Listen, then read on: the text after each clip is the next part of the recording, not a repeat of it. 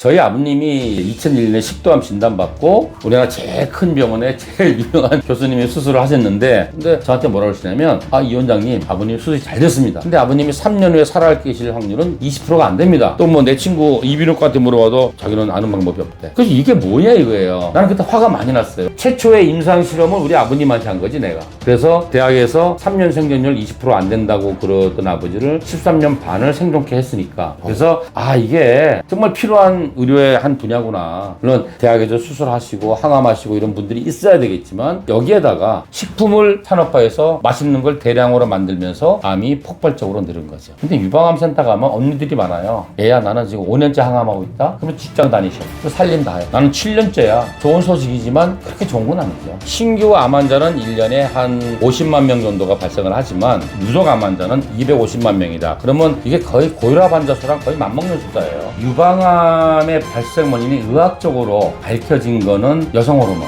초경이 빨라지잖아요. 일찍 초경을 해서 폐경이 늦어지잖아요. 그 기간 동안 에스트로겐의 영향을 받게 되잖아요. 그리고 또 하나는 노화. 평균 연령이 올라가니까 여성 호르몬의 영향을 받고 있는 여자분들이 많아진다는 것도 원인 중에 하나죠. 그리고 더 큰 건 뭐냐면, 여러분의 구독, 좋아요는 영상 제작에 큰 힘이 됩니다.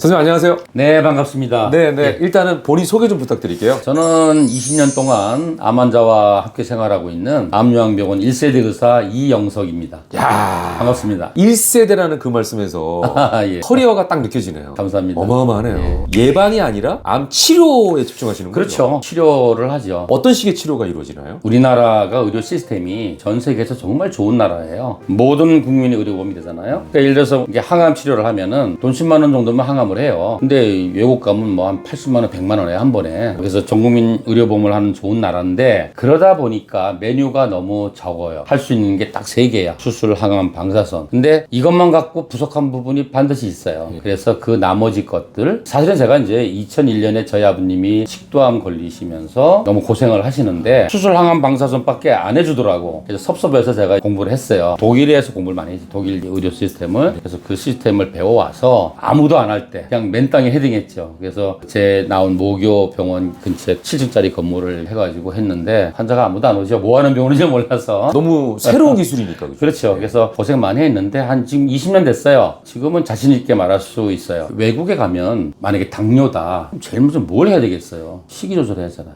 음식 조절하지 않고 인슐린만 뒷담 맞으면 병 주고 약 주는 거예요. 그렇죠. 그래서 수술, 항암, 방사선 대학에서 열심히 하시니까 그 나머지 것들, 완화 치료, 통증을 조절해 준다든지 영양 공급을 해준다든지 이런 치료도 하고. 항암 치료할 때 면역력이 되게 중요한데, 그렇죠. 면역력을 올리는 치료라든지 그렇죠. 부족한 부분들을 다 메워주시는 그렇죠. 거예요. 해독을 하고 면역을 높여주고, 이런 치료를 외국은 동시에 진행하더라고요. 근데 우리나라는 의료 시스템이 그렇게 안 돼 있어요. 그래서 우리나라 모든 의사는 저처럼 MD예요. 메디컬 닥터, 약을 쓰는 의사예요. 그래서 고혈압 약, 당뇨 약, 암, 항암 이것만 하는 거예요. 처방만 하는. 처방만 하는 거예요. 그래서 외국에 가보니까 그렇지 않더라고요. 과감하게 한번 시작해봤죠. 뚝심을 가지고 1세대로 시작하신 결과 효과를 많이 보고 계신 거죠. 그럼요. 지금은 전국에 암 보완 대책을 하는 병원이 1000개는 될걸요. 그게 제 보람이에요. 내가 어떤 의료 안의 필드를 만들었구나. 고생은 많이 했어요. 새로운 분야를 개척하시고 예. 그 선구자시네요. 예. 근데 정말 암이 오랫동안 정복하려고 노력한 예. 질병 중에 하나잖아요. 예. 그런데도 여전히 암 발병률이 높은가 봐요. 그 정복이 될까요? 안 되는 건가요? 안 되죠. 그러니까 항암제가 전 세계적으로 사용된 게 80년대예요. 그때 전 세계 의사들이 흥분했어요. 이 항암제로 10년 안에 모든 암은 정복할 수 있겠다. 항암 엄청나게 많이 했어요. 근데 그게 안 되잖아요. 되는가 싶다가 또 재발하고. 그래서 미국에서 엄청난 돈을 투자해서 유전자 치료를 해야 되겠다. 그래서 게놈 프로젝트를 시작했잖아요. 21세기 1월 1일 날 클린턴 대통령이 백악관에서 기자회견을 했어요. 위대한 아메리카가 사람의 유전자 지도를 다 알아냈어. 이제 10년 안에 암이고 심장병이고 모든 불치병을 유전자 치료 해결할 거야. 그래서 타임지 표지에 크게 났어요. 야, 획기적인 소식. 획기적이죠. 그래갖고 얼마나 우리가 기대를 많이 했어요. 했는데 7년 후에 2010년에 타임지 표지가 바뀌었어요. 그게 아니었다. 지금은 인간이 많이 겸손해졌어요. 처음에는 뭐냐면 DNA 미스테리를 알아냈다. 끝났다. 그랬는데 근데 이제 그게 아니라는 걸 알고 지금 뭐냐면 암이든 세균이든 같이 살아가는 공생의 지혜를 터득하려고 그래요. 그래서 지금 전 세계적으로 뜨는 게 후성 유전화. 유전자는 바꿀 수가 없어. 근데 유전자가 표현되는 거는 우리의 노력으로 바꿀 수가 있어. 예를 들어서 한 형제가 5명인데 당뇨 유전자를 다 갖고 태어났다고 해서 5명이 다 당뇨가 안 생겨요. 유방암이 다 안 생겨요. 유전자가 발현되는 거를 막아주게 되면 병이 안 생기겠죠. 그 막아주는 게 뭐냐? 그게 슈퍼푸드예요. 맛있는 게 슈퍼푸드가 아니고 음식이 되게 중요하네요. 그렇죠. 24시간 내 몸을 지배하고 영향을 주는 게 음식밖에 더 있어요. 그러니까 예를 들어서 누구나 마찬가지예요. 한 일주일간 진짜 나쁜 음식 아침, 점심, 저녁 먹어봐요. 피 검사하면 확 달라지고 자기가 느껴요. 더 이상 못 먹겠다 그래. 이러다 죽겠다 그래. 근데 일주일간 정말 좋은 음식만 먹으면 갑자기 피부가 맑아지고 변비가 없어지고 잠이 잘 오고 스트레스가 없어져요. 이거를 일주일이 아니라 1년, 10년을 해보세요. 몸이 바뀌겠죠. 세계에서 가장 큰 암센터가 있어요. 휴스턴에 가면 MD 앤더슨이라고. 거기 현판이 그거예요. Living with Cancer. 암과 함께 살아간다. Cancer without disease. 암은 있지만 나는 환자가 아니다. 그러면 되는 거 아니에요? 고혈압을 내가 어느 날 진단을 받았어. 그럼 내가 꼭 고혈압 없던 나로 돌아갈 필요도 없고 불가능하잖아요. 나는 이제 고혈압 있는 사람인데 다소 불편한 점이 있지만 사이좋게 살아가면 되잖아요. 암도 그렇다고 생각을 하죠. 근데 그럼에도 불구하고 예. 암을 걸린 사람 입장에서는 예. 최대한 좋은 환경에서 실력 있는 의사에게 치료를 받아야지라고 생각하는 분들 많잖아요. 근데 여기에 대해서 이건 오해다라고 주장을 하시더라고요. 내가 일례를 한번 드려주자면 제가 20대 때 아주 높으신 어르신이 있었어요. 그분 자제가 놀다가 다리가 골절이 됐어. 그래서 밤에 큰 대학병원에 정형외과 주임 교수님한테 연락을 했어. 와서 기부수 좀 해주세요. 그래서 머리가 희끗희끗한 노 교수님이 와서 기부수를 했어. 그 양반이 아마 한 40년 만에 기부수였을걸요. 레지던트 때 하다가 기부수를 막 했는데 잘못해서 다리가 쪼여가지고 레지던트 1년차 선생님이 따고 다시 했어요. 그래서 우리는 항상 뭐예요? 의학 박사, 전문의, 대학 교수, 주임 교수, 명의에 나온 사람을 찾잖아요. 그건 어리석은 짓이다. 왜냐하면 현대의학은 시스템으로 치료해 가잖아요. 이래서 암이다. 그러면 이게 이제 뭐냐면 대장암에 대한 진료 가이드라인이에요. NCCN이란 미국 학회에서 2년에 한 번씩 가이드라인을 만들어. 이렇게 딱 사다리타기야. CT를 찍었더니 이렇게 나오면 이렇게 하고 이렇게 하면 이렇게 하고 뭐 이렇게 하고 가이드라인이 정해져 있어요. 어떤 의사라도 초기에 표정 치료할 때는 여기서 벗어날 수가 없어요. 난 이렇게 한번 해볼래. 그건 있을 수가 없어요. 그렇죠. 사람의 생명이 달려. 그럼요. 콜론 캔서. 콜론 캔서에 대한 가이드라인. 이렇게 돼 있어요. 그리고 여기에 쓰는 무기가 항암제잖아. 항암제를 명의가 만드는 게 아니잖아요. 글로벌한 제약회사에서 만들잖아요. 그래서 그 환자가 어떠한 증상을 보이면 검사도 순서가 있어요. 이 검사에서 이렇게 나오면 이거 하고 이렇게 나오면 저거 하고 그 다음에 필요하면 검사하고 전체적인 결과를 가지고 이 사람을 치료를 수술을 먼저 할 건지 항암을 할 건지 방사선을 할 건지 뭐 이게 다 정해져 있어요. 그런데 부산에 있는 대학병원하고 서울에 있는 대학병원하고 프로토콜이 다르냐? 약이 다르냐? 검사 장비가 다르냐? 똑같단 말이에요. 그리고 우리나라는 정말 의료 시스템이 잘 돼 있어서 전국 어디나 암센터가 다 네트워크가 돼 있어요. 그런데 예를 들어서 뭐 흔한 게 유방암이잖아요. 유방암 진단받고 수술, 항암, 방사선까지만 하는데 1년 걸려요. 그 다음에 뭐 표적치료제나 호르몬 치료하면 5년, 10년을 하는데 아무리 KTX가 있어도 1년 동안 그걸 뭐하러 왔다 갔다 해요. 거기서 하고 가족들의 지지를 받고 또 항암하면 힘들잖아요. 가족들이 또 이렇게 위로해주고 지지해주는 게 중요하지. 그러나 단 이런 건 있죠. 예를 들어서 표준치료가 다 끝났어. 더 이상 표준치료는 없어. 그럼 그때는 이제 임상시험 중에 있는 치료를 해볼 거 아니에요. 전 세계 제약의사들이 엄청나게 약들을 만들어서 그걸 임상시험을 하잖아요. 그러니까 예를 들어서 그거예요. 화이자에서 새로운 췌장암에 대한 어떤 약을 개발했다. 그러면은 이 약 갖고 임상할 교수님 손드세요. 그러면은 충남대, 전북대, 원광대, 세브란스 이렇게 모아서 그러면 그 대학은 고약 갖고 하고 또 어떤 다른 지역에서 비슷한 약을 개발했어. 그럼 이건 뭐 부산대, 제주대, 서울대 이렇게 모여서 하잖아요. 그래서 그때는 교수님마다 대학마다 임상에 쓰는 치료 프로토콜이 다를 수 있어요. 근데 이제 어떤 게 더 효과적일지는 모르지요. 사실은 해봐야 알죠. 그래서 제가 항상 그런 얘기는 해요. 우리 병원 100% 암 환자고 80%는 재발 전이된 그런 환자이기 때문에 표준 치료가 아직까지 들어가는데 췌장암 그러면 표준 치료가 3번까지 들어가요. 이 약 실패하면 그 다음 약 실패하면 3번까지 가고 그 다음부터는 임상이에요. 미리 좀 알아보라 그래요. 젊은 사람들이 알아봐야 되니까. 그러면 어느 대학 가능하면 이제 뭐 부산 사람이면 부산 근처, 대구 사람이면 대구 그 근처에서 어떤 교수님이 무슨 약을 갖고 하는지를 알아놓으면 딱 상황이 닥쳤을 때 가면 되잖아. 근데 상황이 닥치고 알아보려면 시간이 걸리잖아. 우리 병원 환자 중에서 오늘 수술한 사람이 있는데 서울의 A 대학병원에서는 A암이라 그랬어. 근데 B 대학병원에서는 아니야, B암이라 그랬어. 여기저기 암이 있는데 원발암이 어디냐가 중요하잖아요. 그래야 거기에 맞는 약을 찾잖아요. 근데 원발암을 두고 두 대학병원이 의견이 달라요. 이런 경우는 아주 드물지만 있을 수 있어요. 이럴 때는 내가 뭐라 그러냐면 세컨 오피니언을 구하기 위해서 다른 병원 한번 가보시라. 이런 경우 또 케이스가 그런 거 있어요. 두경보암 중에 어떤 거는 우리나라 전체 환자가 100명도 안 돼요. 그런 경우에는 그런 환자가 모여있는 병원으로 가야 되겠죠. 근데 우리가 흔히 아는 유방암, 위암. 대장암, 위암, 폐암, 간암 이런 거는 어디나 다 있잖아요. 생각해보세요. 이런 말 해야 될지 모르겠지만 위암외과 교수님이야. 밥 먹고 위암 수술만 하시잖아요. 그거를 한 10년 했다. 명의가 안 되겠어요? 그렇잖아요. 그런 경우에는 연고지 근처에서 하시면 오히려 대접받아요. 요즘 그런 경우도 많아요. 서울 근처에 새로운 빅5 말고 대학병원이 생겼잖아요. 그러면 이제 내가 그래요. 뭐 김포에도 있고 안산에도 있고 시흥에도 있어요. 거기서 옮기지 마세요. 빅5로. 요즘은 또 받아주지도 않아요. 옮기면 후회한다고. 왜냐하면 그런 병원은 빅5 오면은 입원이 어디 있어요. 응급실 가면 뭐 그냥 하루 종일 기다려야 되는데. 그래서 그렇게 적절하게 병원을 효율적으로 이용을 하는 게 전 국민의 의료질을 높일 수 있고 환자 개인한테도 도움이 된다. 이걸 아셔야 돼요. 이렇게 말씀을 하시지만 환자 입장에서는 심리라는 게 있잖아요. 그래서 그게 참 문제예요. 그런 걸 위해서가 뭐가 필요하냐면은 저는 그런 생각을 해요. 제 닉네임이 통역의사예요. 대학병원의 교수님하고 환자하고 보호자하고 내가 통역을 해줘야 돼. 안 그러면 서로 싸워요. 왜냐면 대학 교수님은 금성에서 온 사람이고 환자나 보호자는 화성에서 왔어. 서로 말이 안 통해. 근데 내가 이제 통역을 해주지. 대학 교수님이 당신을 괴롭히려고 있는 사람이 아니라 당신을 도와주려고 하는 건데 시스템이 이래서 이런 거고 저 양반 말하는 게 뜻이 이거예요. 예를 들자면 항암을 계속하는 수술 못하는 암 환자는 계속 항암하잖아요. 그럼 이제 2달마다 CT를 찍으러 가요. 그러면 환자하고 보호자는 왜 CT 찍는다고 생각하겠어요? 환자나 보호자는 그거야. 이번엔 다 나았을래나? 전번에는 한 반 정도 줄었대는데 다 나았을래나? 지난번에는 50% 줄었는데 이번엔 30% 줄었대. 아주 화가 나. 그래 한 번 더 참고 해보자 2달. 그러면 이제 10% 줄어. 또 참어. 근데 그 다음에 가니까 다시 잘았대. 이러면 이제 화가 나서 우리 병원 오는 거예요. 근데 대학병원 교수님은 알고 있어요. 이 약으로 예를 들어서 뭐 6개월이면 6개월, 2년이면 2년 맥시멈 간다. 그래서 대학 교수님은 왜 CT를 찍느냐? 결과 보고 약을 바꿀지 안 바꿀지 계속 결정하려고 찍는 거예요. 서로 다른 얘기하고 있는 거예요, 지금. 네.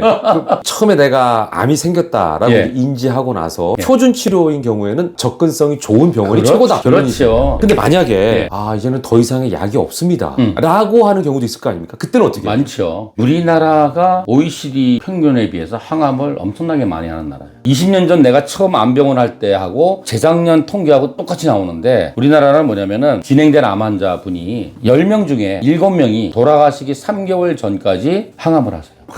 토해가면서 힘들어하면서 항암하다가 더 이상 약이 없어 그러고 3개월째 돌아가신다는 얘기. 또 하나는 3명 중에 1명이 30%가 돌아가시기 한 달 때까지 항암을 해요. 왜냐하면은 대한민국의 최고 큰 병원의 교수님이 항암을 하자는 거는 나를 낫게 해준다라고 믿고 싶은 거야. 믿고 싶은 대로 자꾸 듣는 거예요. 그래서 그냥 따라가는 거예요. 따라가다가 준다니까 봐 잘했지. 그러다가 한 6개월 지나서 이제 약이 안 듣는 내성이 왔는데 바꿉시다. 그러면 그런가? 한 번 더 참아보지 약을 바꿔서 이렇게 되는데 외국에서는 그렇게 항암을 많이 안 하고 왜냐면은 아까 수술 항암 방사선이 세 가지가 무기인데 수술이 절대적인 암의 치료예요. 항암과 방사선은 수술의 보조예요. 차트에 그렇게 적어놨어요. 만약에 수술을 못할 경우에는 외국은 환자한테 설명을 해줘요. 당신 수술을 못하기 때문에 내가 항암이나 방사선을 하려고 그러는데 이때는 성공률이 얼마고 부작용이 어떤 것들이 있는데 선택해라 라고 알려줘요. 그러면은 내가 지금 항암을 안 하면 6 내지 9개월을 살아. 근데 항암을 6개월 하면 3 내지 6개월 더 산대. 이게 막 헷갈리잖아요? 가만히 정리해보면은 할 필요가 있을까에 대한 의문이 생길 수가 있죠. 근데 그러한 선택권을 안 주고 그냥 대부분의 경우 그냥 항암하니까 그냥 따라 하는 거예요. 저는 우리 병원에 오는 환자들한테 대학에서 항암이 있다 그러면 가능하면 한번 해보세요. 왜냐면 한번 했는데 해봤더니 부작용이 견딜만 하네? 근데 2달에 찍어보니까 많이 좋아졌네? 그러면 계속 하는 거지. 그리고 이제 우리 병원에 보완대책 같이 하면 되죠. 근데 항암을 했더니 너무 힘들어. 얻는 것보다 잃는 게 더 많아. CT 찍었더니 더 나빠졌어. 그럴 때는 의미 없는 항암이죠. 의미가 있는 항암은 반드시 해야 되는데 대학에서 더 이상 약이 없다. 그건 의미가 없을 수가 있어요. 그때는 항암에 의존하는 거에 대해서 깊게 생각해 봐야 되고 저는 뭐 그럴 경우에는 의미가 없지 않을까. 약이 없다라고 얘기를 들었을 때는 그러면은 포기해야 되는 건 아니잖아요. 그렇죠. 그래서 저희 아버님이 2001년에 식도암 진단받고 우리나라 제일 큰 병원에 제일 유명한 교수님이 수술을 하셨는데 도대체가 이 양반을 만날 수가 없어요. 나도 의사인데. 안 돼. 만날 수가 없어. 혜진도 뭐 새벽에 왔다, 밤에 왔다. 흉부외과는 옛날이나 지금이나 엄청 바빠요. 그래서 이제 어떻게 해서 연구실 가서 잠깐 만났어요. 정말 잠깐 만났어요. 근데 저한테 뭐라고 하시냐면, 이 원장님, 아버님 수술이 잘 됐습니다. 근데 아버님이 3년 후에 살아계실 확률은 20%가 안 됩니다. 그리고 우리 아버님 그때 이제 수술하고 방사선을 하니까 식도가 화상을 입어서 아무것도 먹을 수가 없는 거예요. 따가워서. 게다가 또 식도하면 수술한 식도가 쪼그라들어요. 막혀가지고 물을 이렇게 마시면 꼬르륵 넘어와. 대책이 없대요. 방사학교 교수님도 방법이 없으니까 포기하든지, 또 뭐 내 친구 이비인후과한테 물어봐도 자기는 아는 방법이 없대. 그래서 이게 뭐냐 이거예요. 나는 그때 화가 많이 났어요. 왜냐면 우리 아버님 그때 내가 이제 의사가 돼가지고 개업한 날로부터 한 달째 되는 날 그 결과를 받았거든. 건강검진을 했더니 그렇게 됐는데, 아니 그러면 3년 생존율이 20%가 안 되면 1년도 못 산다는 얘기인데, 내 생각에 그때 수술 안 했으면 우리 아버님 아무 문제 없이 1년 더 살았을 것 같아. 그래서 이건 좀 아니다. 그래가지고 외국은 어떡하나를 보니까, 외국은 지금 생각은 이 생각에 그냥 항암만 한다. 이건 어떻게 보면 마취 안 하고 수술하는 거라고 나 생각해. 항암을 하면 해독도 하고, 배멀면한 사람이 어떻게 먹어? 근데 계속 야단쳐 잘 먹으라고 그러면 영양제를 놔주고 뭐 이래야 되는데 그게 안 되는 거죠. 그래서 사람들이 물어봐요. 내가 이제 옛날에 방송 가서 우리 아버지 얘기를 많이 했거든. 우리 아버님 어떻게 됐느냐? 그 수술하고 13년 반 동안 하셨어요. 그리고 진통제 한 번도 안 드시고, 어떻게 보면 내 인생을 여기다 올인했잖아요. 최초의 임상실험을 우리 아버님한테 한 거지, 내가. 그래서 대학에서 3년 생존율 20% 안 된다고 그러던 아버지를 13년 반을 생존케 했으니까, 아버님은 혼자서 내가 하라는 대로 식이요법 하시고, 주말에는 우리 병원 와서 입원해서 치료하시고, 그렇게 13년 반 사셨어요. 그래서 이게 정말 필요한 의료의 한 분야구나. 물론 대학에서 수술하시고 항암하시고 이런 분들이 있어야 되겠지만, 여기에다가 외국에는 보완대체약의 캠이라고, 컴플리먼터리 얼터너티브 메디신이라고 미국 보건원에 의료의 한 분야로 등록돼 있어요. 우리나라는 아직까지 이게 이제 체계화가 안 돼 있는데, 앞으로 저희 후배 선생님들이 이걸 체계화시켜서 하나의 완전한, 예를 들어서 우리 거선학회 이사장님이 어떤 교수님인데, 저도 정형외과 전문이고 그분도 정형외과 전문이에요. 그분이 정형외과 전문이었는데 연세 재활원을 만들어서 재활의학과라는 과를 만드신 분이에요. 그때 난리 났어요. 무슨 재활의학과냐고 말이에요. 정형외과 있는데. 지금은 종양내과도 있고 외과도 있고 방사선종양학과도 있지만, 다음에 보완대체의학과도 하나가 있어야지. 재활학과처럼 암 환자를 좀 더 인간적으로 케어하고, 암 환자가 인간적으로 케어를 받아야지 그 가족들도 일상생활을 할 수 있어요. 안 그러면 그 가족이 그 덫에 갇혀가지고 아무것도 못해요. 모든 국민을 의료보험을 내는 평균 의료는 성공을 했으니, 또 특수한 의료, 맞춤형 의료도 필요하다 이제는. 그런 생각을 하고 있습니다. 네, 그럼 결론적으로 정리를 해보자면, 이제는 더 이상 치료할 약이 없습니다라고 얘기를 들었더라도 거기서 절망하지 않고, 그럼요. 보완 대체 의학을 통하면 그렇죠. 희망이 있다. 예, 민간요법이 아니고 보완대체약을 해보시라. 지난주에 우리 온 분도 처음 진단받을 때 전립선암이 온 뼈에 전이가 돼가지고 원자력병원에서 3년간 항암을 하다가 1월 달에 드디어 오지 마라. 이렇게 돼서 지난주에 오셨는데 아무 문제가 없어요. 지금 본인은 음식도 잘 드시고 뭐 아픈 데도 없고, 근데 대학에서는 이제 오지 마라. 그러니까 이분이 오도갈 데가 없어 우리 병원 왔어요. 그래서 내가 잘 왔다. 내가 암이 없는 사람으로 만들 수는 없지만 남아있는 시간 동안 나랑 같이 한번 해보자. 그렇게 이야기를 했어요. 자, 그렇다면 선생님 입장에서 생각하는 명의라는 거는 정의를 어떻게 내릴 수 있을까요? 명의. 내가 나온 의과대학의 현판에 이렇게 써 있어요. 하나님이 고치시고 우리는 돕는다. 명의는 특히 암에 있어서는 프로토콜이 정해져 있어요. 대학병원의 입장에서 보면은. 보완대체학은 굉장히 많은 것들을 하니까 사람마다 좀 다를 수 있지만, 대학병원 프로토콜이 정해져 있기 때문에 대학에 있는 암의 명의 선생님은 누구냐? 손 한 번 더 잡아주시고 말 한 번 더 들어주시고 설명 한 번 더 해주시는 분이 명의다라고 저는 생각합니다. 자, 그러면은 암 환자만 이제 20년째 봐오신 암 전문으로서 갑자기 이런 증상이 생겼다면 병원에 한번 가봐라, 이렇게 뭐 조언해줄 말씀 있으세요? 제가 이제 항상 거꾸로 얘기해요. 네. 대부분 잘못 생각하는 게, 병에 걸리면 증상이 바로 나타나서 내가 알 거야. 나는 아프지도 않았어. 그래서 감기도 한 번 안 걸렸고, 그래서 건강검진도 안 했고, 나는 의료보험 왜 냈는지 몰라. 병원에 한 번도 안 갔다는 사람이 정말 많아요. 그 바보예요. 병은 증상이 없습니다. 근데 만약에 증상이 나타났다, 그건 굉장히 진행된 거죠. 우리 뭐 장기가 있으면은 모든 세포가 다 통증을 느끼지 않아요. 통증을 느끼는 신경세포가 있어요. 걔만 안 건드려주면 안 아파요. 그래서 우리가 생각할 때 말기암은 통증이 오고 뭐 복수 차고 뭐 피똥 싸고, 이거 다 거짓말이에요. 사실은 증상이 없을 때 검사를 하셔야 돼요. 그런데 구태여 이야기를 하자면, 이런 증상이 나타나면은 빨리 가보셔야 돼요. 뭐 예를 들자면은 대소변 습관이 바뀐다든지, 우리의 일상생활을 하는 게 예전과 달라. 예를 들어서 대변이 예전하고 달라. 예전에 뭐 아침마다 바나나 같이 놓는데 요즘은 전부 뭐 지렁이처럼 나온다든지 변비가 심해진다든지 설사를 자꾸 한다든지 대변 색깔이 옛날에 황금색이었는데 까맣게 바뀐다든지 까만 거는 안 좋은 거예요. 어디선가 출혈을 하고 있다는 얘기. 아니면 대변에 피가 섞여 나온다든지 이런 거는 한번 검사를 해보셔야 돼요. 그렇다고 해서 그게 전부 다 대장 직장암이고 항문암이 아니지만 그럴 수 있다는 거. 또 소변의 습관이 달라졌어. 옛날에 막 시원하게 봤는데 자꾸 끊어진다든지 자주 본다든지 절박뇨가 있다든지 이러면 이제 나이가 들면서 전립선이 살이 쪄갖고 그럴 수도 있지만 전립선암이라든지 요도암이나 방광암에서 일부 그럴 수가 있겠죠. 또 하나는 수면 습관이 달라진다든지 또 하나는 우리가 먹는 게 달라져. 옛날엔 진짜 잘 먹었는데 요즘은 조금만 먹어도 속이 더부룩하고 뭐 이렇다든지 그러면 내시경으로도 한번 해보시라는 얘기지. 그리고 이 우리 몸 안에 있는 장기들은 증상이 잘 없어요. 근데 우리가 밖으로 볼 수 있는 거는 자가진단을 어느 정도 할 수 있어요. 대표적인 게 피부암, 여자들 유방암. 이게 우리 피부에 나이가 들면 이제 점이 많이 생기잖아요. 근데 점 중에서 무지막지하게 생긴 놈, 시커먼 놈, 울퉁불퉁한 놈, 뭐 털이 난 놈, 또 막 자꾸 자라는 놈 이런 놈 가서 빨리 떼야 돼. 그게 놔두면 피부암이 될 수 있으니까. 유방 같은 경우는 이제 만져지잖아요. 실제로 유방암 환자는 4명 중에 1명이 자기가 이제 그 생리 끝나고 나서 만져서 자가검진에서 뭔가 몽구니가 만져서 검사하러 간 사람 중에서 수십 명 중에 1명이 암이 되는 거예요. 그래서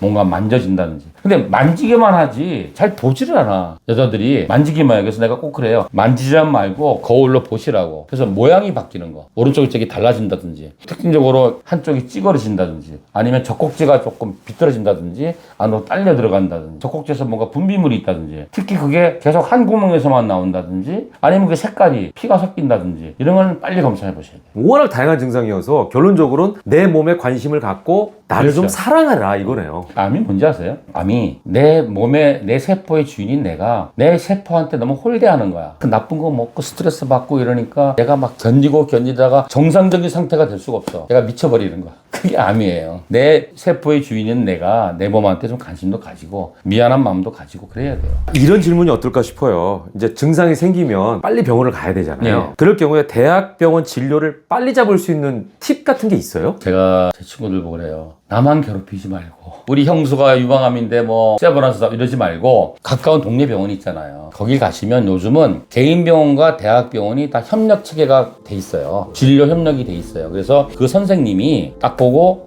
이거는 내시경에 있더니 이거는 위에 뭐가 좀 안 좋은 것 같다 그러면 그 선생님이 협력 관계에 있는 대학 병원으로 예약을 부탁하면은 빨리 해줄 수 있어요. 급행이에요? 급행이에요. 물론 급행이라고 해서 오늘에서 내일 가는 건 아닌데 그래도 진료 협력 체계가 맺어져 있는 개인 병원 선생님이 협력 병원에다가 의뢰를 하면은 환자가 직접 예약하는 것보다는 빨리. 왜냐면 일단 위험하다는 게 증명이 어느 정도 됐으니까 대학에서 빨리 받아주시죠. 편법을 쓰는 게 아니라 그건 정상적인 코스를 합법적이에요. 받는 게 그럼요. 가장 빨리 예약할 네. 수 있는 방법이에요. 대학병원에 이제 공립병원의 교수님한테 부탁해서 순서 바꾸면 그거 청탁금지법에 걸려요. 진짜예요.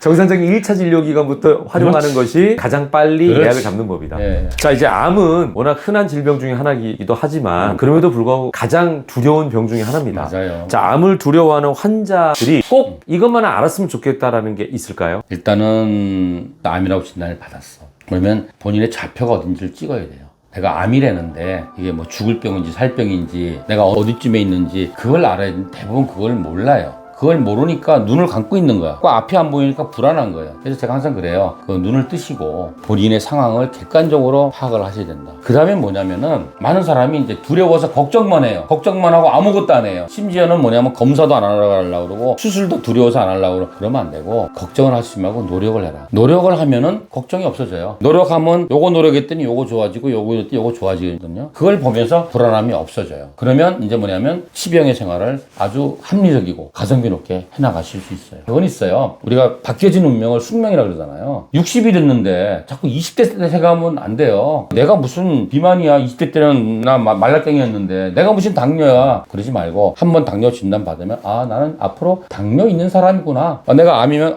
나 암 진단 받은 사람이구나. 그러면 옛날과 다른 생활을 해 가시면 돼요. 더 건강한 생활을. 그 다음에 좀 공부를 하셔야 돼요. 객관적인 공부를 하셔야 돼요. 뭐 먹으면 안 된다, 뭐 먹으면 안 된다. 이런 미신 같은 말 듣지 마시고. 우리 아이가 서울대학 가려면 무슨 학원 가고 무슨 참고서 보면 되는 게 아니잖아요. 기본이 기본이잖아요. 학교생활, 예습복습, 학원도 다니고 인강도 듣고 부족한 건 가해도 하고 건강도 마찬가지로 생각해요. 노력한 만큼 얻어갈 수 있다.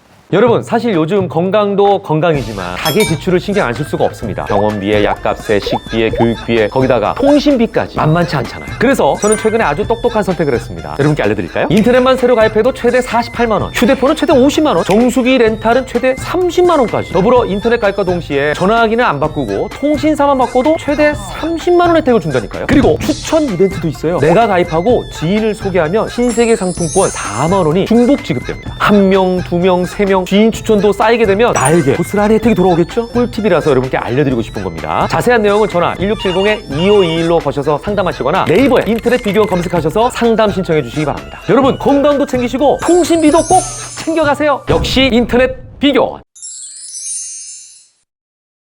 자, 우리나라 1세대 암 전문의께 단도직입적으로 여쭤보겠습니다. 시대가 변화함에 따라 암 발병 추세도 달라지고 있는 게 맞습니까? 당연하죠. 우리 부모님 세대, 우리나라 사람들의 평균 체격과 우리 체격, 건강 상태, 또 호발하는 질병 다 다르잖아요. 암도 마찬가지죠. 우리 부모 세대 못 살 때는 전부 다 영양소 부족, 면역력 결핍에 의한 또 위생이 불결해서 오는 뭐 자궁경부암, 간암, 위암, 폐암 이런 게 창궐했잖아요. 근데 지금은 뭐예요? 너무 잘 살아. 너무 잘 살아서 대사증후군이라는 게 막 생겼잖아요. 옛날에 비만한 사람이 어딨었어요? 배사장이라 그랬지, 배 나오면. 비만하다 보니까 고혈압, 당뇨, 고지혈증 이런 게 대사증후군이잖아요. 그 대사증후군의 연장선상에서 오는 암들이 뭐냐? 여자들은 유방암, 남자들은 전립선암, 남자 여자 공이 대장암, 직장암 이런 쪽으로 암이 바뀌는 거죠. 그래서 웃기는 게 우리나라가 위암도 전 세계 발병 1위 국가이지만 근데 지금 이제 2위로 좀 밀렸는데 짠 음식을 많이 먹고 자극적인 음식, 탄 음식을 많이 먹어서 그렇죠. 근데 몇 년 전에는 대장암 발병률이 전 세계 1위 국가가 됐어요. 고지방, 고칼로리, 서구식, 인스턴트 식품을 많이 먹어요. 그래서 사회 환경, 생활 환경이 바뀌면서 암을 포함한 건강과 질병의 패턴도 바뀐다. 근데 참 아이러니하네요. 영양이 워낙 좋아지니까 암이 또 다른 쪽으로 발병하게 된다. 이런 말씀이시죠. 전 세계적으로 통계를 낼 때 암이 폭발적으로 증가한 시기가 언제냐면은 식품이 산업화될 때예요. 산업혁명이 됐을 때는 암이 급격히 늘지 않았어요. 산업혁명이 돼서 공장이 생기고 매연이 생기고 이럴 때는 다른 호흡기 질환이나 이런 게 생겼는데 식품을 산업화해서 맛있는 걸 대량으로 만들면서 암이 폭발적으로 늘은 거죠. 맛있는 음식이 많을수록 암이 발병이 많이 된다. 그렇지. 야, 참 아이러니합니다. 자, 지금 말씀하신 암들 중에 네. 특히 이제 여성암을 좀 한번 집중해 볼게요. 예, 예. 여성들 암 발병률이 가장 높은 비중을 차지하는 암이 유방암이죠. 어느 정도나? 근데 이걸 생각하셔야 돼요. 많은 사람들은 우리나라에서만 유방암이 여성암 발병 1위 암인 줄 아는데 아니에요. OECD 국가 모든 나라에서 여성암 발병 1위는 유방암입니다. 우리나라가 외국에 비해서 유독 유방암이 많다. 그렇게 겁먹을 필요는 없어요. 조금은 위로가 된다고 해야 되나요? 좀 아이러니하네요. 아, 예. 유방암이 양날의 칼이에요. 좋은 점이 있고 나쁜 점이 있어요. 모든 암의 공통적인 부분도 있지만 유방암만의 특징적인 것들이 있어요. 대부분 좋은 거예요. 첫 번째는 유방암은 진행이 굉장히 느린 거북이암이에요. 진행이 느린 거북이암이 대부분 뭐냐면 아까 먹거리가 풍부해지면서 온 암들, 유방암, 그리고 전립선암, 대장암이 다른 암에 비해서 진행이 느리는 거북이암이에요. 이건 일단 좋은 거잖아요. 근데 왜 느린 거예요? 거북이암이라는 건 뭐냐면은 세포가 분화하는 속도가 느리다는 얘기예요. 근데 그게 왜 그런지는 알 수는 없어요. 근데 유방암과 전립선암은 그게 있어요. 호르몬과 관계 있는 암이잖아요. 그래서 호르몬과 관계 있는 암들을 선암이라 그러는데 사람들이 선암을 착갈선자인 줄 알아요. 착한 암이 아니고 샘이라는 뜻이에요. 그래서 갑상샘암, 전립샘암, 유방암도 이제 유수비 분비되잖아요. 이러한 분비 기관에서 생긴 암은 상피세포 암보다는 진행이 느려요. 근데 그렇기 때문에 유방암이 재발 환자가 제일 많아요. 왜냐면은 췌장암 재발했다는 얘기 잘 못 들어보셨을 거예요. 예. 생존기간이 오래되니까 그 과정 속에서 재발을 많이 하게 되는 거죠. 근데 또 좋은 점은 뭐냐면은 유방암은 치료할 무기가 많아요. 대학에서 표준으로 하는 게 수술, 항암, 방사선인데 이나마 세 개를 다 할 수 있는 암이 별로 없거든요. 근데 유방암은 유전자 표현에만 좋으면 두 가지를 더 할 수 있어요. 표적 치료와 호르몬 치료까지 할 수 있어요. 치료할 무기가 많다는 건 그만큼 우리가 원하는 목표에 도달할 가능성이 높다는 얘기죠. 또 하나는 뭐냐면 재발한다. 그러면은 재발하는 암은 수술이나 방사선은 못하고 재발 전이가 되면 항암만 하는데 평균적으로 재발한 모든 암이 항암으로 버틸 수 있는 시간은 1년 남짓밖에 안 돼요. 근데 유방암 센터 가면 언니들이 많아요. 얘야 나는 지금 5년째 항암하고 있다? 그러면 직장 다니셔. 살림 다 해. 나는 7년째야. 좋은 소식이지만 그렇게 좋은 건 아니죠. 항암을 계속 하면서 5년 7년을 산다는 거는 삶의 질이 많이 떨어지는 거죠. 그리고 또 하나는 암이 재발을 하잖아요. 그러면 대부분 2, 3년 안에 재발을 해요. 근데 이 유방암은 거북이암이라서 5년 이후에도 재발을 많이 해요. 그래서 요즘은 유방암 환자 호르몬 치료를 10년까지 연장해서 많이 하는데 우리 병원에서 최고 늦게 재발한 사람이 37년 만에 재발합니다. 네? 작년 여름에 오신 분인데 50대 초반에 유방암을 진단받고 수술, 항암 뭐 이런 거 다 하셨는데 90 다 돼서 80대 후반에 재발하신 거예요. 이런 경우는 굉장히 특이한 경우예요. 특이하죠. 그래서 유방암은 그래서 좋은 점이 많지만 나쁜 점도 꽤 있다. 그래서 우습게 보면 안 된다. 자, 그렇다면 우리나라 여성 유방암 발병률은 어떻게 되는 거예요? 최근 통계에 의하면 우리나라 인구 10만 명당 111명이 발생하는 거로 돼 있습니다. 야, 굉장히 높은 거죠. 높은 거죠. 제일 높은 거죠. 그럼 1000명당 한 명. 1000명당 한 명꼴이죠. 그러니까 이제 이거는 새로 발생하는 환자니까 누적한 환자로 따지면 엄청나게 많은 거죠. 예를 들자면 캔서 서바이브라 그래요. 암을 진단받고 생존해 있는 사람들이 우리나라가 드디어 250만 명이라 그래요. 그러니까 웬만한 고혈압 환자만큼 암은 진단받고 있는 사람이 돌아다니고 있는 거예요. 모든 암이 고혈압 환자 수랑 같다? 그렇죠. 유병률이 신규 암 환자는 1년에 한 50만 명 정도가 발생을 하지만 누적 암 환자는 250만 명이다. 그러면 이게 거의 고혈압 환자 수랑 거의 맞먹는 숫자예요. 암이라는 게 일상화되어 있다고 보셔야 돼요. 자, 그렇다면 유방암 발병률이 이렇게 높은 이유는 뭐예요? 유방암의 발생 원인이 의학적으로 밝혀진 거는 여성 호르몬, 에스트로겐이 체내에 많아져서 그것이 유방세포나 유방암세포를 자극하면 유방세포가 유방암으로 되거나 유방암세포가 자란다고 돼 있어요. 그래서 에스트로겐이 영향을 많이 받을 수 있는 환경을 생각해 보면은 일단 여성의 경우에 초경이 빨라지잖아요. 일찍 초경을 해서 폐경이 늦어지잖아요. 그 기간 동안 에스트로겐의 영향을 받게 되잖아요. 그리고 또 하나는 노화, 평균 연령이 올라가니까 여성 호르몬의 영향을 받고 있는 여자분들이 많아진다는 것도 원인 중에 하나죠. 그리고 더 큰 건 뭐냐면 옛날에는 우리가 여성 호르몬이 난소에서만 만들어진 줄 알았는데 이 피하 지방에서도 만들어져요. 그래서 비만하게 되면 체내에 지방이 많아지면 이 지방에서 여성 호르몬을 분비시키는 거예요. 점점 비만 환자가 늘잖아요. 그러면 비만 환자가 느는 이유는 뭐겠어요? 고지방, 고칼로리 음식을 많이 먹으니까 비만해지고 비만해지니까 지방이 많아지고 지방이 많아지니까 거기서 여성 호르몬이 많이 나오니까 유방 발병이 높아진다. 결국 음식과 관련이 있네요. 그렇죠. 그래서 그 아스코라고 미국 암학회가 있어요. 매년 5월 달에 시카고에서 열리는데 거기에서 발표된 대규모 논문들이 있어요. 거기 보면은 식이와 음식과의 관계에 대한 논문이 많은데 유방암의 발생률, 사망률, 또 10년 후 재발률이 전부 다 식이와 운동과 관계가 있다고 돼 있어요. 혹시 유방암이 잘 걸리는 유형의 사람이 있습니까? 그건 있어요. 다른 질병에 비해서 암이 가족력, 유전적 경향이 낮은 편이에요. 엄마 아버지가 다 암이라고 해도 자녀들이 암이 걸릴 평균적인 확률은 10%가 안 된다고 돼 있어요. 근데 대사증후군은 거의 뭐 7, 80%예요. 예를 들어서 뭐 엄마가 당뇨가 아버지가 고지혈증이야. 그러면 자식들은 80%에서 비만, 고지혈증, 고혈압, 당뇨가 언젠가는 온다고 돼 있어요. 그래서 가족력이 낮지만 그 중에서도 유방은 가족력이 좀 높은 편이에요. 특히 우리 안젤리나 졸리 때문에 유명해진 거 브라카 유전자가 있으면은 가족 중에 누가 유방암 수술을 했는데 유전자 검사하니까 브라카 유전자가 양성이다. 그럼 그 가족들 다 검사해봐야 돼요. 그 유전자가 있으면 언젠가 유방암이나 난소암이 생긴다는 얘기거든요. 그러면 선제적으로 절제 수술을 하는 거죠. 그래서 가족력을 좀 보셔야 되고 두 번째는 대사증후군이에요. 유방암 환자들 보시면 대학에 암센터가 있잖아요. 유방암 센터나 전립선 암센터나 가면은 태반이 뚱뚱한 사람들 왔다 갔다 해요. 위암, 식도암, 간암은 다 바짝 말라 있어요. 그래서 가족 중에 유방암이 있다든지 아니면 비만하다든지 아니면 내가 대사증후군이 있다든지 또 고지방 고칼로리 음식을 많이 먹는다든지 아니면 내가 에스트로겐 노출이 많이 됐어. 예를 들자면 초경을 일찍 했어. 또는 이제 출산을 안 하잖아요. 출산을 하면 임신 기간 동안 여성 호르몬이 안 나와요. 그런데 임신을 안 하면은 쭉 나오잖아요. 그러면 이런 사람들이 고위험 인자죠. 이런 사람들은 더 이제 자가검진 열심히 하시고 문제가 생기면 정기적으로 가서 유방 초음파나 유방 촬영을 하셔야 됩니다. 선생님, 우유가 또 치명적이다 이런 얘기는 맞아요? 전 세계에 여러 가지 식이요법이 있잖아요. 근데 어떠한 식이요법에서도 우유를 추출하는 식이요법은 없어요. 두 가지 이유가 있어요. 첫째는 우유라는 게 뭐예요? 송아지가 어릴 때 급속하게 자라기 위한 성분이 다 들어있잖아. 성장 호르몬이 다 들어가 있잖아. 만약에 암 환자가 우유를 먹게 되면은 우리 정상세포가 자라겠어요? 몸속에는 암세포가 성장할 가능성이 많겠죠. 그리고 우리의 사람의 유전자와 다른 유전자의 동물이잖아요. 그래서 우유를 권장하는 식이요법은 없고요. 우유를 많이 먹으면 어떻게 되겠어요? 비만해지겠죠. 체지방이 늘겠죠. 그러면 에스트로겐 양이 늘겠죠. 그러면 유방암에 노출될 가능성이 높아지겠죠. 암이 뭐 다 쉬운 건 아니겠지만 다 어렵겠지만 유방암은 조금 그래도 다른 암에 비해서 관리가 쉬운 편인가요? 살 빼는 거 쉬우세요? 어렵습니다. 예를 들어서 체중 줄이는 거 하고 식이요법하고 운동하고 이게 다 따로예요. 근데 같이 생각해. 많은 사람이 그래요. 내가 지금 바빠. 요거 끝나면 나 다이어트하고 헬스클럽 다닐 거야.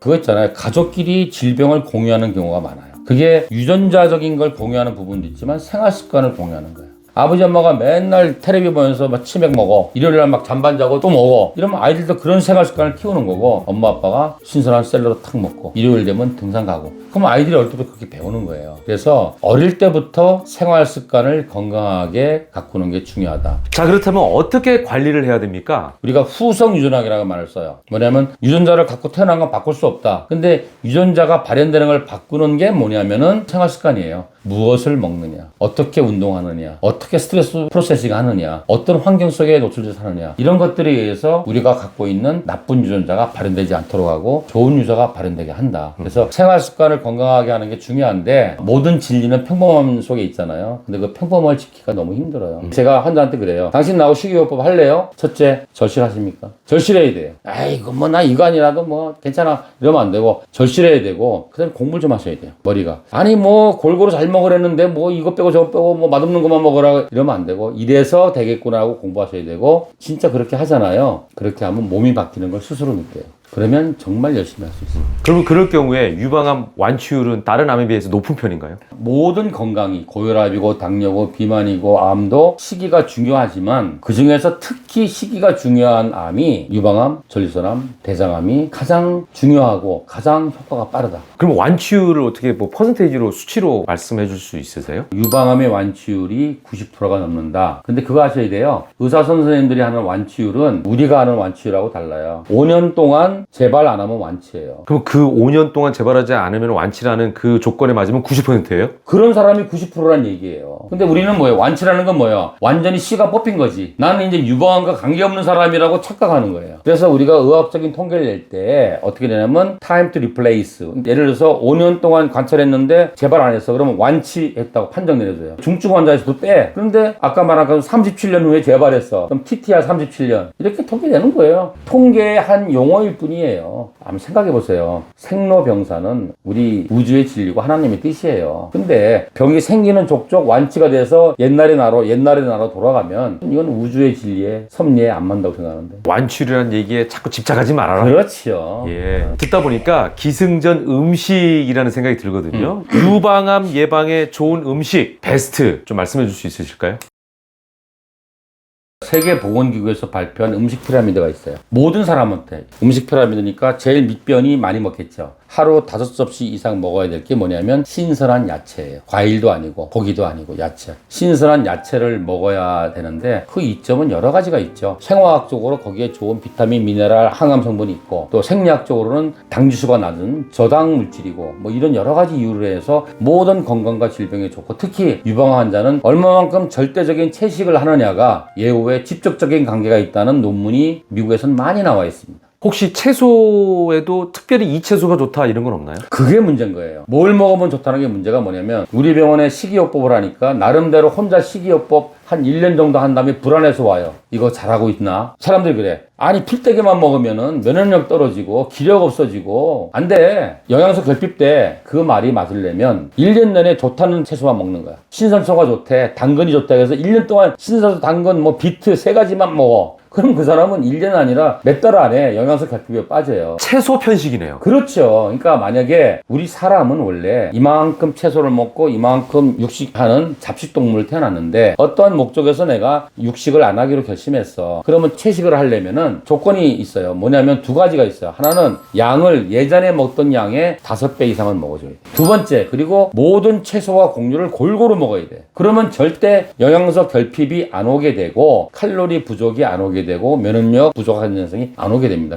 근데 그렇게 안 하고 아유 고기가 안 좋다네, 고기 안 먹고 맨날 똑같은 채소만 그냥 나물로 해 먹거나 뭐 샐러드로 먹잖아요. 그러면 모든 성분이 떨어지지. 근데 만약에 이제 비만이나 당뇨나 고지혈증 환자가 그래도 괜찮은데, 그러면 이제 뭐냐면 싹 해독이 돼요. 좋은데 우리 암 환자는 나쁜 놈은 없어져도 될 게 아니라 암과 싸울 군사가 있어야 되잖아. 거기에서 걸리는 거죠. 그래서 첫 번째는 채식을 골고루 많이 먹자는 거고, 두 번째는 소식을 해야 된다. 우리 그 강아지들 먹기에 살잖아요. 근데 아프면 지가 스스로 안 먹어. 근데 강제로 먹이면 죽어요. 소식을 하란 말은 굶으란 얘기가 아니라 현대인은 뭐냐면은 칼로리의 남용이에요. 우리가 돈은 이만큼 벌고 이만큼 쓰고 이만큼 저금해야 되지만 칼로리는 오늘 이만큼 먹으면 이만큼 다 써야 돼. 근데 또 우리가 잘못 알고 있는 게 칼로리는 단백질이 아니고 탄수화물이거든요. 탄수화물이 당이고 그게 맛있는 거예요. 점점 맛있는 건 많이 먹고 점점 차 타고 다니고 걷지도 않잖아요. 그러니까 맨날 쓰는 건 주는 거야. 이만큼이 저금이 되는 거야. 그게 쌓아놔서 뭐가 돼요? 여러 가지 병이 되는 거죠. 그래서 첫째는 채식을 할 때 반드시 많은 양을 먹어야 돼요. 유방암 환자가 항암을 어떠한 원인으로 못하게 돼서 식이로만 한다 그러면 제가 채소를 하루에 9kg을 처방해요. 9kg를 먹을 수가 있나요? 그러면 하루에 먹는 채소, 곡물, 과일을 펼치면 이 테이블에 가득돼요. 그래서 이제 이걸 어떻게 먹느냐, 어떻게 조리해서 먹느냐, 어떤 순서로 먹느냐, 어떤 시간에 먹느냐가 되는 거죠. 그래서 대부분 환자가 그냥 와서 이야기하는 건 뭐냐면 나 이제 암이래. 그러니까 고기 튀긴 거, 뭐 인스턴트 뭐 이런 거 안 먹고 집에서 집밥 해 먹고 채소 위주로 좀 먹을 거야. 이거는 뭐냐면 건강식. 이거는 병에 걸리기 전에 옛날부터 했었어야 돼. 건강식을 하는 거고 우리는 치료식이잖아요. 치료식이 영어로는 메디시널 푸드예요. 이거는 다 논문 근거하에 미국에서 처방하는 하나의 의료 영역이에요. 항암을 해야 되는데 못하는 상황이 생겼을 경우에는 하루에 9kg을 먹게 해요. 그래서 그거를 샐러드로 먹고 나물로도 먹고 또 어떤 거는 구워 먹어야 되고 어떤 건 쪄 먹어야 되고 어떤 거는 수프로 끓여 먹어야 되고 어떤 거는 즙으로 짜 먹어야 되고 이렇게 다양한 방법으로 요리를 해서 먹어야지 최소한 5kg 이상은 먹을 수가 있어요. 그렇지 않고 샐러드나 나물로만 먹잖아요. 하루에 1kg 먹기 힘들걸요. 왜냐하면 채소의 80%는 식이섬유예요. 우리는 위가 하나밖에 되새김을 못하기 때문에 식이섬유는 뱃속에 불었다가 대변으로 나가요. 그러니까 실제로 먹은 채소의 20%만 우리가 흡수하는 거예요. 그러니까 식습관을 장기적으로 하면은 영양 결핍에 빠지게 돼요. 그럼 미니멈이 5kg예요? 만약에 식이를 치료로 한다 그런다면 그럼 5kg 이상을 먹어야 된다. 그죠. 그거를 어떤 여러 가지 방법을 써서 그렇죠. 계속 채소를 섭취해야 된다. 그렇죠. 그리고 또 이제 아까 골고루 드시고 소식하라고 하셨는데 지금 채소가 5kg만 해도 굉장히 양이 많거든요. 그 정도는 예를 들어서 우리가 막 밥 2그릇 먹고 라면 끓여 먹고 이거에 비해서는 소식이에요. 그러면 그 다음에 뭐 예를 들어 단백질이라든지 이런 공급은 어떻게 해요? 제철 채소들, 제철 곡류들, 제철 과일들을 골고루 먹으면은 절대 부족할 일이 없어요. 그리고 단백질은 에너지원이 아니에요. 칼로리원이 아니고 우리 몸을 구성하는 벽돌이에요. 그래서 자라나는 아이들은 벽돌이 많이 필요해서 많이 먹어야 되지만 성인은 더 이상 안 자라잖아. 그래서 세계보건기구에서 단백질은 하루 섭취할 수 있는 권고량을 정해놨어. 몸무게 1kg당 0.5 내지 0.9g. 그러니까 성인 남자는 하루에 한 4, 50g만 먹으면 되고 여자들은 한 30g만 먹으면 돼요. 매일매일 파괴되는 단백질이 있어. 머리털 빠지고 각질 벗겨지고 대변으로 나가는 거를 보충만 해주면 돼요. 그런데 단백질을 만약에 다음 주에 항암하니까 다음 주에 큰 수술하니까 기운 내야지. 그래서 오늘은 소고기 먹고 내일은 불고기 먹고 뭐 갈비 먹고 이건 바보예요. 단백질은 일정 이상 먹으면은 흡수가 안 되고 장에서 부글 썩어서 설사로 나가요. 삼겹살 많이 먹으면 설사하는 사람 많잖아요. 단백질은 어느 정도 이상은 독으로 작용할 수 있다는 거예요. 그러니까 우리가 기운을 내거나 자동차의 휘발유는 탄수화물이 해주는 거예요. 근데 그 탄수화물이 뭐예요? 암을 일으키는 나쁜 탄수화물이 있고 암을 막아주는 좋은 탄수화물이 있잖아요. 그래서 정제 탄수화물, 맛있는 탄수화물, 백미라든지 백미는 나쁜 탄수화물, 현미는 좋은 탄수화물, 설탕이라든지 밀가루라든지 이런 거는 나쁜 탄수화물이에요. 나쁜 탄수화물은 뭐냐면은 먹었을 때 바로 혈당이 올라가는 거예요. 얘들은 뭐냐면 우리 몸속에 있는 암세포로 먼저 가서 암세포한테 탁 채워준 다음에 그 나머지로 정상세포로 가요. 좋은 탄수화물은 뭐냐면 채소에 있는 탄수화물이에요. 얘들은 모든 세포로 골고루 가요. 그러니까 정상세포로 다 간 다음에 암세포는 어차피 암세포로 하나로 안 갈 수는 없어요. 어떤 사람은 그래요. 원장님 전 탄수화물 하나도 안 먹어요. 왜요? 그러면 암세포 먹이가 탄수화물이니까요. 그러면 정상세포는? 정상세포도 탄수화물이 먹이에요. 내가 암세포 굶기려고 탄수화물 안 먹으면 내가 먼저 죽어요. 잘못된 생각이에요. 하루에 5kg 정도의 채소를 먹고 새끼 식사를 건강하게 하잖아요. 그러면 칼로리가 한 2000칼로리 안 넘어요. 근데 우리가 짜장면 먹고 뭐 이렇게 하잖아요. 그러면 하루에 4, 5000칼로리 금방 넘어갑니다. 그런 의미의 소식이라는 얘기죠. 영양소는 풍부한데 칼로리는 낮추다. 사실 말씀하시는 중에 안 좋은 음식도 몇 개 얘기하셨어요. 그럼에도 불구하고 유방암을 일으킬 수 있는 그러면 워스트 음식은 뭐가 있을까요? 고지방 고칼로리 음식이 다 되겠죠. 특히 여자분들이 좋아하는 게 뭐예요? 빵순이들. 그리고 그 다음에 디저트. 요즘 또 디저트만 파는 그런 샵들도 많잖아요. 그 얼마나 맛있어요. 이런 말이 있어요. 하나님 우리한테 일용할 양식을 주셨어요. 사탄과 마귀가 요리사를 보냈어. 자꾸 맛있게 만들어. 원래 식재료로 그대로 먹어야 돼요. 로우풋을 먹자는 얘기잖아요. 근데 그걸 자꾸 깎고 찌고 삶고 뭘 첨가하고 음식이 맛있으려면 두 가지가 들어가야 돼요. 소금과 동물성 오일이 들어가야 돼요. 거기다가 탄수화물이 들어가면 이게 정말 베스트의 맛이 되는 거예요. 그건 독이다. 그래서 맛없는 로우푸스를 먹는 습관을 들이셔야 돼요. 자, 그러면은 마지막입니다. 유방암 환자 본인들이나 유방암 때문에 걱정하고 있는 분들에게 한 말씀 하신다면 뭐가 있을까요? 유방암 진단받으면 다 두려워하죠. 두려워하는데 또 의외로 유방암자들은 쉽게 그 두려움에서 벗어나요. 병원 가면 유방암 동기들이 많아. 입원실 동기, 수술 동기, 항암 동기 그래가지고 막 하다 보니까 이제 막 자꾸 아무것도 아니네 뭐 이렇게 되는 경우가 많아요. 유방암 완치율이 90%, 95%래 막 이래요. 긍정적인 생각 좋은 거 아니에요? 그렇게 긍정적으로 생각하는 건 좋은데 재발을 많이 한다 그랬잖아요. 유방암이. 대학은 암을 처음 진단받았을 때와 끝에만 관계를 해줘요. 중간 과정은 대학이 없어요. 그건 오로지 환자 본인의 몫이에요. 재발 안 하는 노력을 해야 되는데 그게 건강한 생활 습관을 갖는 거잖아요. 누구도 유방암, 누구 다 유방암이래네. 됐어, 할 만큼 했어. 머리 빠지면서 1년 동안 항암하고 그러면서 잊고 살아버리면 어느 날 도둑처럼 갑자기 나타나요. 그래서 다른 암보다 낫다라고는 생각을 하는데 요놈이 사람을 뒤통수를 잘 때려요. 잊고 살았는데 재발해버려. 재발하면 그때부터는 끝까지 항암이에요. 그러니까 걱정은 하지 마시되 스스로의 노력을 과학적으로, 의학적으로 하셔야 된다. 네. 자, 오늘 뭐 유방암에 대해서 여러 가지 말씀해 주셨는데 새로운 사실들을 알게 됐네요. 유방암에 대한 여러 가지 예. 소중한 정보를 알려주셔서 감사합니다. 예. 고맙습니다. 예, 수고하셨습니다.